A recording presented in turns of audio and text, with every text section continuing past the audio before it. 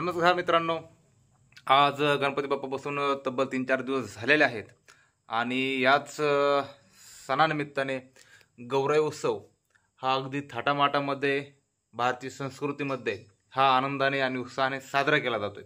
तर प्रत्येकाच्याच घरी अर्थातच गौराई गणपती बाप्पा आल्यानंतर 3 दिवसानंतर येतातच। अगदी त्याच पद्धतीनं आपल्या आपण घरी अगदी आनंदात आणि थाटामाटामध्ये गौराईचं आगमन झालेलं आहे। तरी कशा पद्धतीनं आपण साज सजावटी आणि गौराई यांचं स्वागत केलेलं आहे, ह्या सर्व गोष्टी आज आपण आपल्या आजच्या व्हिडिओमध्ये पाहूयात। तरी कशा पद्धतीनं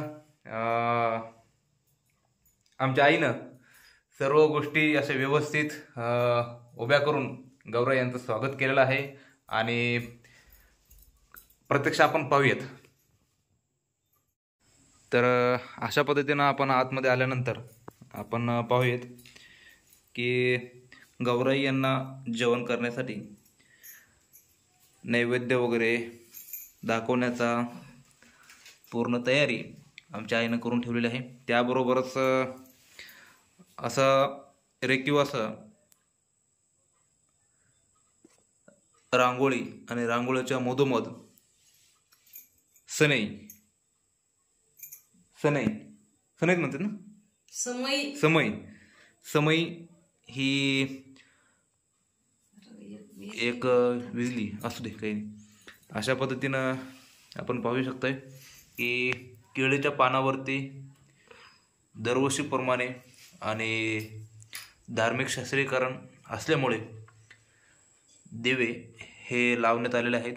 सर्वप्रथम आपण गणपती बाप्पा गौराई यांची पाहू शकताय आणि चला तर इथून पुढे पूर्ण स्वरूप कशा पद्धतीनं आपल्या घरी हे बसवण्यात आलेलं आहे हे आत्ता लगेच कुठल्याही गोष्टीचा विलंब न करता आपण पाहूयात। तर अशा पद्धतीनं गौराई यांना सुंदर अशा रेखीव हे पाहू शकताय आपण मकर याच्या सुंदर मकराच्या माध्यमातून गौराई यांची शोभा वाढवण्याचा हा प्रयत्न अगदी उत्साहाने आणि आनंदाने या ठिकाणी आपण व्हिडिओच्या माध्यमातून पाहू शकताय।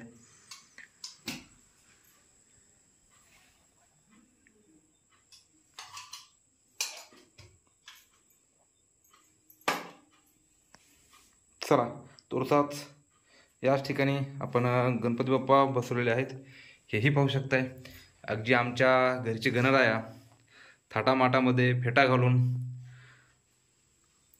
अशा सुंदर अशा पद्धतीनं कायमस्वरूपीच आमच्यावरती कृपा असणारे आमचे श्री गणेशा हे आपण प्रत्यक्षरित्या पाहू शकताय। आणि अशा पद्धतीनं गणपती बाप्पाचंही अगदी थाटामाटामध्ये आपण स्वागत दरवर्षीच करतो। याही वर्षी अजून उत्साहाने आम्ही गणपती बाप्पांचं स्वागत केलेलं आहे। आणि चला याच ठिकाणावरून आपण आता परत पाठीमागे येऊ। तर गणपती बाप्पांच्या समोरच गौराई मातेंचं पण आम्ही स्वागत या ठिकाणी केलेलं आहे। तरी तुर्तास धन्यवाद।